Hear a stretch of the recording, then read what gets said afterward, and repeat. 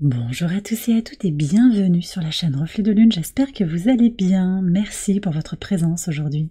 On se retrouve pour le tirage des énergies de l'année 2025 pour le signe du Bélier, secteur par secteur de vie. Cette vidéo vous concerne si vous avez le Soleil, l'Ascendant, la Lune, Vénus, Mars, Mercure ou tout autre placement important dans le signe du Bélier. Je lance le générique, je fais le tirage et je vous retrouve juste après.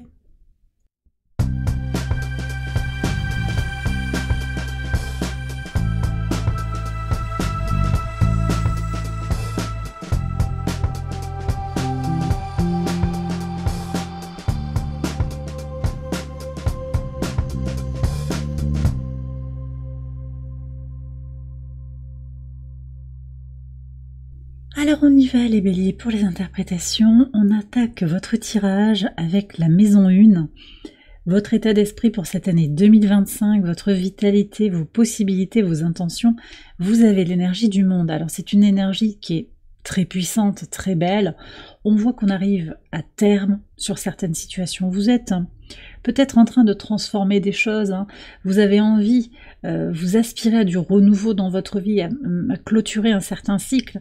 On est sur une année neuve, c'est une année de transformation, de clôture qui va ouvrir à l'année 2026, mais on n'y est pas encore, on va passer d'abord cette année 2025. Voilà, une envie d'aller vers sa complétude, vous y allez en fait, complétude, compréhension très profonde de sa vérité intérieure, des mystères de l'existence aussi, il y a quand même quelque chose, je sens, de très spirituel, mais en même temps, de très ancré sur le concret. Une compréhension puissante des épreuves auxquelles vous allez avoir à faire face, des épreuves auxquelles vous avez déjà dû faire face, les obstacles que vous avez dû surmonter. Donc vous apprenez, vous capitalisez en fait sur le vécu des mois, des années passées pour faire grandir quelque chose de très puissant. On reste avec l'énergie de Saturne quand même, donc les leçons à intégrer, l'idée aussi de faire grandir son temple intérieur, c'est quelque chose de très important pour vous, pour aller vers votre complétude, je le redis. Et puis c'est très intéressant parce que cette année 2025, eh bien Saturne va entrer dans votre signe. Il y sera du 25 mai au 1er septembre, d'accord? Donc c'est une énergie importante, cette entrée de Saturne dans votre signe, en particulier sur la nécessité de structurer les choses pour impulser de nouvelles énergies dans la matière, dans le concret. On va avoir une belle conjonction aussi de Saturne à Neptune dans votre signe. Alors ça se passe en juillet. Le 31 juillet, on va avoir cette conjonction. Il y a vraiment cette fusion entre les aspirations et le principe de réalité. C'est les deux à la fois, mais c'est en même temps très équilibré. Et on voit que sur les aspirations, en particulier, tout ce qui est lié au spirituel, tout ce qui est lié à l'invisible, vous avez le pendu qui ressort dans les aspirations, les projets, les espérances. Donc le pendu, il y a quelque chose qui va se transformer, je pense, qui va être peut-être plus spirituel, plus intuitif. Et puis dans la maison 9 qui nous parle de spiritualité, vous avez le fou. Très intéressant parce qu'il y a une renaissance, une impulsion, et effectivement sur cette année 2025, sur le plan individuel comme sur le plan collectif, il y a un potentiel de renaissance sur le plan spirituel, sur le plan de son rapport à son potentiel d'expansion dans la matière, mais aussi dans tout ce qui est lié à l'énergie. Je suis aussi quand même avec l'entrée d'Uranus aussi en Gémeaux au travers de cette carte.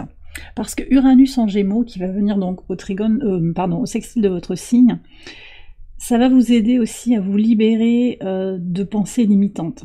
Et là, je pense qu'il y a un renouveau, il y a quelque chose de très libéré sur vos valeurs, votre vision du monde, ça c'est très important. Je vais revenir dessus plus précisément, il y a plein de choses à dire sur votre tirage, il est très très beau. En tout cas, vous aspirez à aller vers votre complétude, ça c'est très clair. Sur la maison 2, qui nous parle de vos ressources, qu'elles soient matérielles ou immatérielles, vous avez l'étoile. Alors, les ressources matérielles, c'est l'argent, c'est les possessions, c'est aussi votre corps, et tout ce qui est immatériel, c'est votre psyché, c'est votre état émotionnel. L'étoile ici nous parle de protection. Vous êtes guidé, vous allez avoir des opportunités qui vont venir de manière inattendue. parce que vous vous alignez aussi, vous vous alignez avec qui vous êtes vraiment. Et vous voyez, on m'a un petit peu bloqué le chakra de la gorge, et je regarde ce qui se passe en maison 3, du coup j'avais pas fait attention, on a le diable. Donc, sur l'expression de soi, vous allez vous détacher de certaines croyances limitantes, de certaines peurs, une vision peut-être qui a pu vous coincer quelque part, dans une certitude. Il peut y avoir aussi ça, une vision, oui, mais quelque part qui est limitée, qui vous empêche d'exprimer votre plein potentiel. Vous voyez? Bon, je reviens sur les ressources, vous êtes protégé, vous êtes guidé pour vous connecter à vos aspirations. Vous êtes en quête de complétude sur cette année 2025, vous êtes en quête de transformation pour aller vers la meilleure version de vous-même, pour aller vers votre liberté intérieure, et vous allez pouvoir agir en ce sens-là, en vous connectant très fort à qui vous êtes fondamentalement, de plus en plus et chaque jour, aussi en ralentissant. Je vois que sur le quotidien, on a la lune, donc ce sera l'occasion cette année 2025 de savoir prendre le temps d'écouter sa petite voix intérieure, de se connecter à ses ressentis, à ses émotions. Peut-être aussi, pour certains, ce sera important de vivre un petit peu caché, entre guillemets, caché des autres, alors possiblement d'un entourage proche qui est toxique, des voisins, un frère, une sœur, il peut y avoir ça. Les familiers, là, il y a une forme de toxicité. Alors, c'est pas pour tout l'entourage proche, mais certains éléments, il y a certaines personnes dans votre vie qui vous tirent vers le bas, et en étant un petit peu plus secret, un petit peu plus...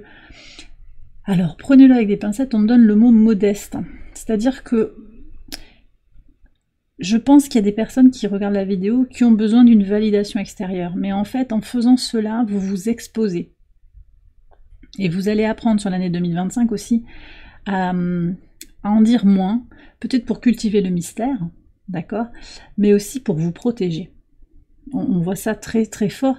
Et sur la maison 4, qui nous parle de vos fondations, de vos racines, du rapport à la famille, vous avez la force. Alors, j'ai plusieurs messages. J'ai d'abord cette idée d'aller puiser dans ses racines, dans ses origines, beaucoup de force, un potentiel pour avancer. Il peut y avoir du soutien aussi de la famille qui est très intéressant, avec des transmissions de patrimoine. Il peut y avoir un soutien logistique, un soutien financier, un soutien émotionnel, un soutien d'une forme de validation. Mais pour d'autres personnes qui regardent la vidéo, j'ai quand même l'idée que vous allez avoir des tests familiaux, possiblement sur un héritage, sur un lien avec un frère, une sœur, un parent. Il y a des choses qui sont... On teste votre détermination à avancer sur votre propre sillon, votre détermination à être vous-même, à ne pas vous perdre dans les idéaux des autres, c'est ça que je reçois. Ouais. Et on verra, on va en parler, mais vous avez la tour en maison 10, donc sur la projection dans le monde, il y a quelque chose qui va se transformer, parce que vous puisez une force renouvelée dans qui vous êtes fondamentalement. Ce processus alchimique aussi, on le retrouve en maison 5, donc tout ce qui va être lié à l'enfant intérieur, l'épanouissement personnel, il y a un gros processus de transformation intérieure pour aller retrouver son centre. Donc on est encore sur Saturne, Saturne qui sera en Poisson la majeure partie de l'année. Donc ça aide, cette énergie de Saturne en Poisson aide à faire grandir votre temple intérieur, toujours. Mais quand Saturne rentre dans votre signe, il vous donne aussi la rigueur, la structure, connectée aux énergies de Neptune, qui entre également dans votre signe, à peu près en même temps. Neptune, ça se fait du 30 mars au 22 octobre. Donc en fait, ils vont entrer à peu près en même temps. Ils seront conjoints de façon parfaite. La date que je vous ai donnée, là, le 31 juillet, c'est la conjonction parfaite, mais en fait, cette conjonction, elle va être active de façon beaucoup plus large. Donc comptez que l'été, en fait, 2025, pour vous, ça va être particulièrement puissant pour vous connecter à la fois à des principes pragmatiques, très ancrés, très terre à terre, ça c'est l'énergie de Saturne, et des énergies plus éthérées, plus invisibles, plus énergétiques, oui, qui sont plus dans impalpables directement, qui sont pas là, visibles, sauf quand même par des synchronicités, je pense qu'ils vont vous guider sur vos ressources. Mais bon, donc il y a cet équilibre entre les étoiles et l'ancrage, la tête dans les étoiles, les pieds sur terre, c'est les deux à la fois, et je pense que ça, c'est votre cheminement aussi pour 2025, avec cette idée de trouver son centre, de trouver sa paix intérieure pour aller vers une expansion. On a l'énergie du Sagittaire, on va vers son expansion, on grandit, on fait grandir tout son potentiel de réalisation de soi-même. Ça ressort aussi au niveau de la maison 8 qui nous parle de transformation. Les transformations à opérer sur 2025, c'est de vraiment se saisir d'un potentiel de croissance intérieure, d'un potentiel de réussite, d'accord, de clarification. Je pense qu'on est plus... On a eu Jupiter tout 2024 qui était en Gémeaux, au sextile de votre signe. C'était très positif, mais en même temps, Jupiter est en exil dans le signe des Gémeaux. Donc, il y a pu y avoir des déceptions. On vous dit ici, dans les transformations de 2025, de continuer à croire en ces améliorations, cette expansion, ces possibilités de progression, de chance qui peut venir vers vous, ça c'est très clair, à la fois dans ce que vous allez impulser, et aussi dans la synergie avec le coup de pouce, le soutien de la source. C'est les deux à la fois. C'est votre libre arbitre, c'est vos choix, vos décisions, votre croissance intérieure qui est reconnue par la source, qui vous amène les épreuves, les étapes, les soutiens aussi, les bénédictions au bon moment. Alors intéressant aussi de dire que Jupiter va entrer en Cancer. Alors Jupiter en Cancer, c'est le 9 juin. Il ne rétrogradera, enfin il rétrogradera Jupiter, mais il ne reviendra pas en Gémeaux. Vous voyez, là, en tout cas pour l'année 2025 et suivant, il ne rétrogradera pas en Gémeaux. Il va continuer à faire le tour du zodiaque, alors qu'on a quand même Saturne et Neptune qui vont revenir dans leur signe de départ, qui vont valser entre le signe des Poissons et le signe du Bélier. Voilà, donc là on a une entrée définitive pour le cycle à venir de Jupiter. Jupiter en Cancer, c'est la reconnexion à qui l'on est fondamentalement, des énergies de croissance dans sa base. Par analogie, on est sur votre maison 4 ici. Donc, et puis on a un Jupiter qui est exalté. D'accord, il est exalté en Cancer, Jupiter. Donc c'est très puissant là, justement. On avait cette promesse sur 2024 avec un Jupiter en Gémeaux, et peut-être qu'il y a eu des déceptions. Mais 2025, sur les transformations, les améliorations, c'est beaucoup plus possible, on me dit oui, positif pour vous, finalement. Alors, Jupiter, il entre dans votre maison 4. Justement, très intéressant, ouais. Si vous êtes ascendant Bélier et dans votre maison solaire 4, bon, j'ai un petit peu expliqué tout ça dans les vidéos sur le transit de Pluton en particulier, c'est un peu technique, mais bon, peu importe. Vous prenez de toute façon les messages s'ils vous parlent. Votre maison solaire, c'est intéressant d'aller la regarder. Donc maison 4, effectivement, on retrouve l'énergie du lion, je vais en parler. Maison solaire 4, c'est la maison qui est liée à votre signe solaire. D'accord? C'est un peu moins précis que si on prend la maison astrologique qui est connectée à votre ascendant. Mais les deux maisons peuvent vous transmettre des messages intéressants de toute façon. Donc encore une fois, prenez si ça vous parle.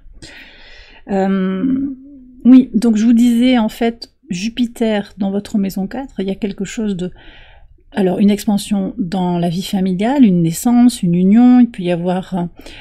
aussi la maison qui devient un espace de pèlerinage, un espace où on se recentre, où on est un peu dans son cocon intérieur. Voyez, c'est un endroit où on se régénère, où on trouve sa force. Il peut y avoir aussi des déménagements, il peut y avoir des choses comme ça. D'accord, ça bouge sur le plan de sa base. Donc je reviens sur cette roue de fortune en maison 8. Vous êtes invité à vraiment vous connecter à votre désir d'expansion. Restez positif et optimiste en fait pour tout ce qui est lié à vos aspirations les plus profondes. Mais ça passe aussi, je vous disais, par une intégration des leçons, un changement de point de vue, à la fois sur les valeurs, sur les espérances aussi, la vision qu'on a de soi. Il y a quelque chose qui s'ouvre là, je sens en fait. Vous voyez ? Je sens ça très profondément. Alors, est-ce que je vous ai... J'ai pas fini de vous parler de la maison 5. Ouais. Donc je reviens sur la maison 5, on était sur la créativité. Le processus alchimique, le processus de transmutation, de libération, de croissance pour soi-même, libère votre créativité. Donc si vous êtes un créatif, vous allez être très perspicace, ouais. Même si vous hésitez.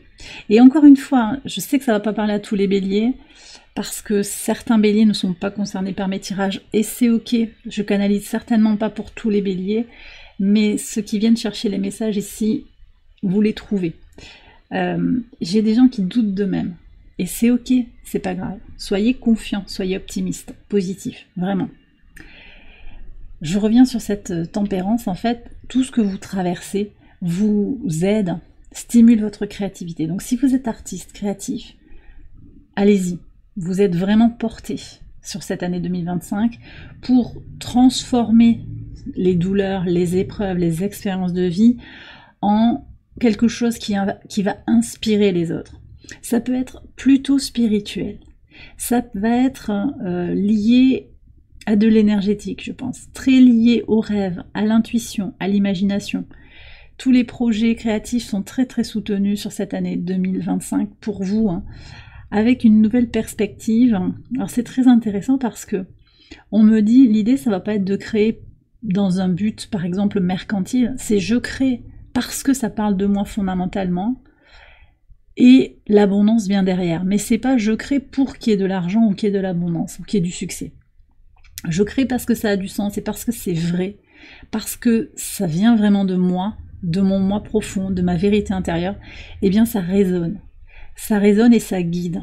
Et je pense que le pendu ici, en maison 11, montre comment vous allez guider des gens, je pense. Vous allez vous connecter de façon spirituelle à une communauté. Et vous allez vous libérer aussi de certaines relations qui ne vous nourrissent plus, qui ne vous portent plus comme vous l'espériez ou comme vous l'aviez expérimenté par le passé. Donc il y a quelque chose aussi d'un dénuement. Peut-être on fait avec moins de personnes, mais des personnes plus solides aussi sur 2025. Je pense qu'il y a ça, avec une connexion plus véritable.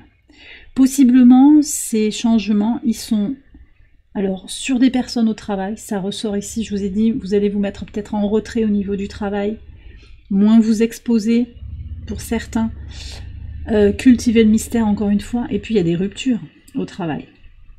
Ici, avec la maison 10, on est sur votre contribution au monde, tout le secteur socio-professionnel.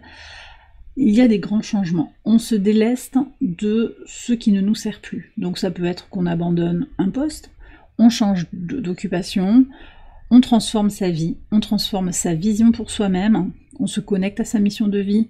Il peut y avoir des changements radicaux, des changements surprenants aussi. Alors c'est pas forcément violent, de toute façon, vous êtes en complétude, il y a de la chance qui vient vers vous si vous osez vous en saisir, mais tout ce qui ne vous sert plus, vous allez vous en délester, c'est ça qui est très positif. Pour une nouvelle vision, sur qui vous êtes, sur ce à quoi vous aspirez. D'accord ? Qu'est-ce que j'ai encore à vous dire ? J'ai pas terminé j'ai pas terminé déjà sur la tempérance, j'ai encore plein de messages à vous dire. On continue. Alors, sur la maison 5, guérison de l'enfant intérieur, transmutation, ça j'en ai parlé. Tout ça, ça va servir votre épanouissement personnel. Sur la vie sentimentale, il y a des choses qui grandissent, avec des rencontres plus nourrissantes, plus véritables, plus positives, plus intimes aussi. On voit que le rapport à l'autre, ici, avec la grande prêtresse, il est peut-être plus spirituel, il peut y avoir des liens d'âme qui viennent s'exprimer, des rencontres très fortes, hein, très guidées spirituellement, même si on est quand même sur des considérations très terre-à-terre. Je vous ai dit, c'est les deux à la fois. Avec Neptune et Saturne qui sont dans votre signe sur l'été 2025, ça va être important ça de le comprendre, qu'il y a des potentiels pour une fusion. On peut avoir une démarche business, empreinte de spiritualité, ça n'est pas incompatible, c'est pas l'un ou l'autre, c'est les deux à la fois. Le divin peut s'exprimer dans tous les actes du quotidien, et d'ailleurs c'est peut-être ça aussi. Est-ce que vous faites un job, est-ce que votre occupation, elle vous permet de vous sentir connecté à la source? Est-ce qu'elle a du sens? Est-ce que vous servez l'humanité? Voilà. Et là, je pense qu'il y a des changements, il y a des ruptures. D'ailleurs, on le voit sur le plan des idées, des valeurs, on a le fou, donc il y a un nouveau départ. Je vais en reparler. Mais voilà, il y a un nouveau départ, on va percevoir les choses différemment. Et ça en particulier aussi, c'est Uranus qui entre en Gémeaux, très très positif pour vous, Uranus en Gémeaux, qui va vous aider à dépasser vos croyances limitantes et à exprimer votre vision pour peut-être une humanité plus égalitaire, on parle aussi de souplesse, pour trouver en fait votre individualité dans une humanité, dans un collectif, qui est très fort aussi, voyez, mais c'est une nouvelle sororité et une nouvelle fraternité, avec plus de respect mutuel, finalement, dans sa propre indépendance. Allez, je termine avec la tempérance et la maison 5, mais il y avait beaucoup de choses à dire. Vous prenez le temps aussi, je pense, de savourer, de profiter de chaque instant. Et d'ailleurs, on le voit, j'ai une énergie de gratitude ici sur les ressources au quotidien. Plus vous êtes dans la gratitude, plus l'abondance vient à vous. Et je pense qu'il y a un ralentissement dans la vie quotidienne. D'ailleurs, vous avez l'ermite aussi, qui est un arcane majeur plutôt lent. Vous avez la lune, vous avez l'ermite, vous avez le pendu, vous avez la grande prêtresse. On a des énergies ralenties, on sait ralentir au bon moment, mais on sait aussi agir au bon moment. D'accord, les béliers, on va aussi agir à bon escient. Mais je sens qu'il y a aussi l'idée de savourer, d'être dans l'instant présent. S'il y a des rencontres sentimentales, ou si vous avez une vie sentimentale qui se développe sur 2025, vous allez savourer chaque instant, avec un sentiment fort de gratitude. Voilà. J'ai beaucoup de... Bon, on verra aussi sur les tirages mensuels, mais j'ai vraiment cette énergie de respect mutuel, de profiter de la vie à deux. Ok, donc sur le quotidien, je vous ai dit, quotidien, organisation, on vit un petit peu en retrait peut-être, et aussi on prend le temps. On retourne à sa base, à sa vérité intérieure. Peut-être aussi que vous intégrez des éléments de spiritualité dans vos gestes quotidiens. C'est possible. Il y a vraiment un retour à ses besoins fondamentaux dans le quotidien. Donc peut-être que vous allez vous prioriser au niveau de la santé, au niveau de l'organisation de votre vie, dans la journée, dans la semaine. Vous ne vous faites plus passer après les autres, ça c'est très clair. Et possiblement aussi pour certains, c'est la force de dire non, de refuser, de décliner, parce que vous avez besoin d'être centré sur vous-même. Pas de manière égotique, mais de manière sereine en fait, pour trouver votre paix intérieure, pour trouver votre inspiration, voilà. Ça ressort aussi dans le rapport à l'autre, effectivement, donc on a une double énergie lunaire ici, sur le quotidien et sur la vie extérieure à vous-même. Donc je pense qu'il peut y avoir aussi des relations plus ou moins cachées. Alors ça ne veut pas dire qu'il y a forcément tromperie, mais c'est qu'on va moins s'exposer, je pense. Moins exposer ces associations, les partenariats que l'on a envie de tisser. Il y a plus de discrétion, mais il y a aussi plus d'authenticité et d'intuition dans son rapport à l'autre, que ce soit sentimental, professionnel et amical. Pour certains, j'ai quand même aussi des relations toxiques qui traînent toujours, et avec cette nécessité de sentir les choses, de sentir qu'il y a quelque chose qui n'est pas ok, ou au contraire oui, qu'on peut y aller, s'ouvrir avec sincérité, parce que c'est pas l'un ou l'autre, encore une fois. D'accord ?